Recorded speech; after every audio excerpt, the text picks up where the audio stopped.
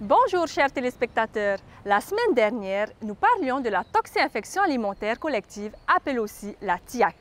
Aujourd'hui, nous continuerons d'approfondir le sujet avec Tapwari Barbos qui nous expliquera plus en détail les mesures de prévention contre la TIAC. Yorana Mihiyata, qu'est-ce qu'une bonne pratique d'hygiène? Les bonnes pratiques d'hygiène sont des mesures et des conditions afin d'éviter que les aliments soient dangereux pour la santé et de garantir la sécurité sanitaire pour que les aliments soient sains à toutes les étapes de préparation.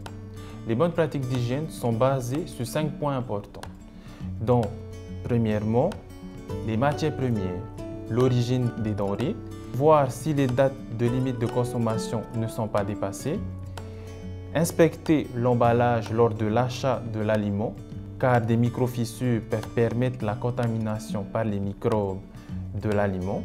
2. Le matériel. Vérifier si le matériel est propre et ne représente pas un danger pour les aliments. 3. Les personnes qui manipulent les denrées. Voir s'ils se lavent les mains après la sortie des toilettes ou du jardinage. Vérifier s'ils ne sont pas malades ou n'ont pas de plaies sur les mains.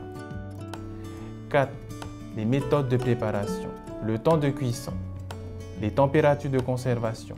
Pour les plats froids, la température est entre 0 et 4 degrés. Pour les plats chauds, 65 degrés. 5e point, le milieu. L'environnement est très important. La manipulation des denrées doit se faire dans un milieu propre afin d'éviter toute contamination. À toutes les étapes de préparation, de l'achat jusqu'à dans l'assiette, une bonne hygiène commence toujours par soi, comme par exemple le lavage des mains avant de manipuler la nourriture. Les bonnes pratiques d'hygiène sont importantes afin d'éviter toute intoxication alimentaire due à des contaminations biologiques, chimiques et physiques.